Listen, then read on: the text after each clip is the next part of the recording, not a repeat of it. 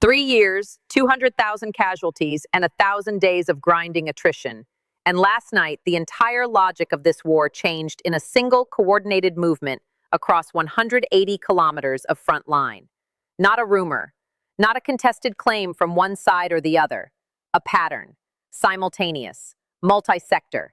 At a scale and tempo the Russian defensive system was not built to absorb all at once. If you've been following this conflict, what happened in the last 24 hours is the moment everything you've been watching was building toward. Stay with me, because by the end of this, you'll understand not just what happened, but why it was always going to happen exactly like this. Before we go further, if you want analysis like this every single day, updated as events develop, drop a like right now so this reaches people who need to see it. Let's start with what changed, because this isn't a battlefield update. It's a strategic inflection point. Ukrainian armored formations that Russian intelligence had assessed as sitting in defensive configurations for weeks didn't probe forward. They didn't test the line. They moved, hard, fast, and coordinated across 3 separate sectors simultaneously, targeting Russian defensive positions that had been quietly hollowed out for months before a single soldier moved last night. The artillery that was supposed to stop them was firing at reduced rates. Not suppressed, reduced. Down an estimated 35 to 40% from peak operational capacity. The electronic warfare systems that were supposed to jam Ukrainian drones were thinner than Russian commanders had planned for. Not absent, thinner. Because the maintenance facilities keeping those systems alive have been struck repeatedly over the last 6 weeks. The reserves that were supposed to seal any breach, according to Russian defensive doctrine, were not in position. Some had been pulled toward rear area security in response to Ukrainian deep strike operations. Some were under strength. Some were there but couldn't move fast enough through a logistics network that has been systematically degraded. Ukraine moved through the gaps. And this morning, the map looks different. Not just in lines, but in the operational logic that determines what happens next. Here's what most coverage is missing, and this is the part that changes how you understand everything else. Last night wasn't the beginning of the Ukrainian offensive. Last night was the end of the preparation phase and the beginning of the exploitation phase. The offensive began months ago, quietly, in the targeting computers and deep strike planning sessions of the Ukrainian military command. What followed was a shaping campaign of historic precision. Over 40 logistics transfer points struck. Fuel depots destroyed, railway bridges disrupted at key points along Russian supply corridors, maintenance facilities for electronic warfare equipment hit specifically to degrade the jamming coverage in target sectors, communications relay stations taken offline to slow Russian situational awareness. Each individual strike was reported as significant. Each was. But individually, they were puzzle pieces. Together, they were preparation. Preparation for the specific operational conditions that Ukrainian ground commanders assessed as necessary before they moved. Reduced artillery rates? Check. Thinner EW coverage in specific sectors? Check. Russian reserves displaced from optimal counterattack positions? Check. Russian logistics throughput below the threshold needed to sustain a major defensive response? Check. The conditions were met. The threshold was reached. The decision was made. And last night, the exploitation began. Here's where it gets strategically significant in a way that goes beyond any individual sector.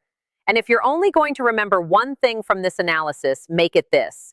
Keep watching, because what I'm about to explain about the Zaporizhzhia axis is the part that changes the entire endgame of this war.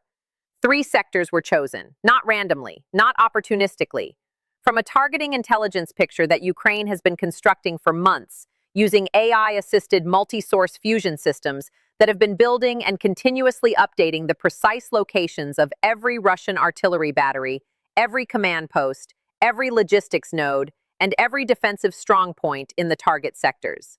Sector 1, the northern Donetsk axis, around Chasiv Yar and the approaches toward Kostyantynivka. The Russian units in this sector pushed hardest for the longest. And the units that pushed hardest are the units that are now most depleted, most short of ammunition, most dependent on supply lines that deep strike has been disrupting. Ukraine chose this sector specifically because Russian forces here are exhausted from their own offensive. Sector 2, the Zaporizhzhia axis, toward Tokmak. This axis has been relatively quiet at the ground level for months, while Ukraine's deep strike campaign systematically targeted its logistics backbone. The quiet was not inactivity. It was preparation. Sector 3, the area east of Kherson, where Ukrainian bridgehead forces on the eastern bank of the Dnipro just received active support at scale. 3 sectors, 180 kilometers of simultaneous pressure. Russia was designed to manage one penetration at a time. It was not designed for this. Now let's talk about the Zaporizhzhia axis specifically, because this is where the strategic mathematics of the entire war are in play. If Ukrainian forces advance from Tokmak toward Melitopol and the coast of the Sea of Azov, they approach the land bridge, the specific strip of territory connecting mainland Russia to Crimea by land. The land bridge that Russia has been using to supply the peninsula since the Kerch Bridge was damaged. If that land bridge is cut, Crimea becomes an island with a significant Russian military force that cannot be supplied adequately by sea. Ukraine has destroyed most of Russia's Black Sea landing ship capacity, cannot be resupplied by air at military scale, cannot rely on a damaged bridge under constant threat. Cut the land bridge and Russia faces a choice it has no clean answer to. Hold Crimea with forces running out of everything, or withdraw and surrender the peninsula that Putin has staked his entire domestic political identity on. That is not a tomorrow problem. That is the direction this axis points.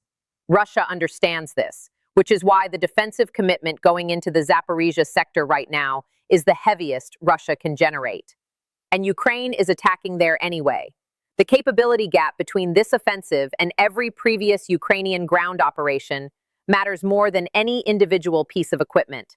Ukraine is not the same military it was when the 2023 counteroffensive ran into minefields it hadn't fully mapped and artillery batteries it couldn't locate fast enough to suppress. That offensive failed partly because Ukraine didn't know enough about what it was attacking.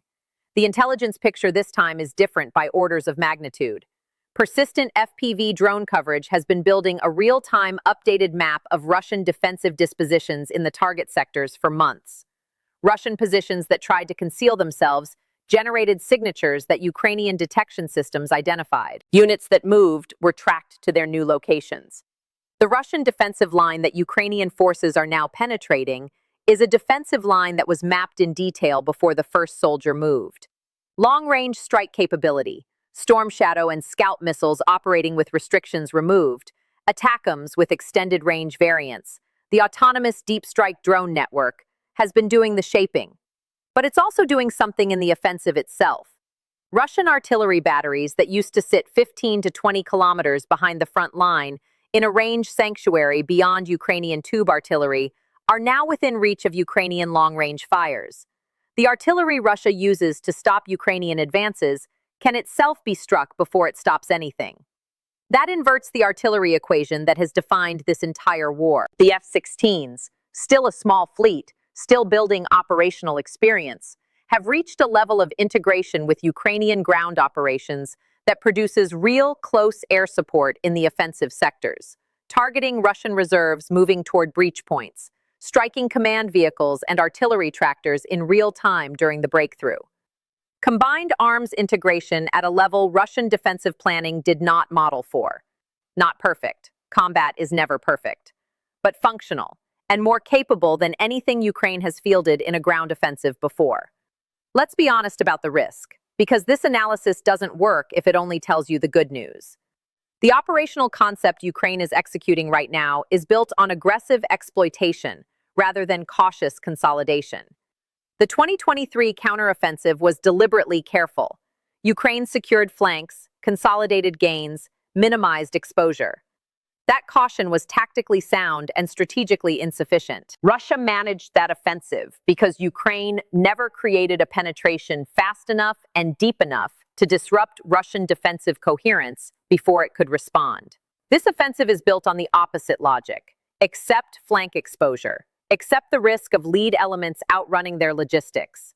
Prioritize depth of penetration, because depth before Russia can reconstitute its response is what makes the operation strategically decisive rather than operationally manageable. Exposed flanks can be cut off. Fast-moving lead elements can be isolated. Ukrainian military command assessed those risks and decided the conditions, the degraded artillery rates, the thinner EW coverage, the displaced reserves, the logistics constraints, are favorable enough to justify aggressive exploitation. That assessment is the most consequential military decision in this war since the Kharkiv counteroffensive of September 2022. It could be right. It could be wrong. The next 72 hours will begin to tell us which. Russia is responding. That has to be said clearly. Russia has military experience, institutional knowledge of defensive operations, and leadership that has adapted to setbacks before. What Russian doctrine prescribes right now is exactly what Russia is attempting. Identify the penetration points, commit reserves to seal the breach, establish new defensive lines at depth before Ukrainian forces can exploit into open terrain. The problem is that every element of that response is harder than it should be. Situational awareness is degraded because the communications relay stations struck in the shaping campaign are creating information gaps between forward units and command posts. Russian commanders are working with a slower, less precise operational picture than crisis response requires. Reserve movement is constrained because the logistics network supporting that movement has been disrupted at transfer points throughout the shaping campaign. New defensive line construction requires engineering units, materials, and time, all available at reduced rates in the current operational environment. Russia is responding. The response is slower, less effective, and more resource-intensive than it would be if the last several months hadn't happened the way they did. And Ukrainian forces are moving faster than the response is catching up. Stop for a moment, because this story is not about maps. It's about people. Ukrainian soldiers who have been fighting for 3 years, who have lost friends, colleagues, and in too many cases, family members, who have spent 1,000 days in trenches and basements and fighting positions across 600 miles of front. Those soldiers are moving forward right now, not holding, not retreating, forward, toward the land their country was defending before the word defending became necessary. There is a psychological dimension to a ground offensive after 3 years of grinding attritional defense that military analysis often skips past. It shouldn't. An army that believes it can win fights differently than an army trying not to lose. And Ukrainian forces moving into this offensive carry 3 years of accumulated tactical knowledge. The specific, irreplaceable combat understanding that only comes from 1,000 days of contact with the same adversary. They also carry something no training produces: the motivation of fighting for your own land, your own people, your own future. On the Russian side, soldiers who have been told the special military operation is proceeding as planned are experiencing the specific psychological shock of a defensive line that isn't holding the way they were told it would. That shock is not a footnote. It degrades reaction time, decision quality, and the unit cohesion that defensive effectiveness depends on. Here is the operational timeline for the phase that begins today. Days 1 through 3 are the most dangerous. Ukrainian forces that penetrated Russian defensive depth last night are establishing and widening the penetration corridors that allow follow-on forces to push through. Those corridors need to be wide enough for logistics to flow forward and casualties to flow back. This phase carries maximum risk: exposed flanks, Russian counterattack pressure, the tactical vulnerability of forces operating ahead of their own supply lines. Ukrainian planning for this phase has included pre-positioned forward logistics, engineering units ready to establish crossing points and route improvements, and air defense assets repositioned to cover advancing forces.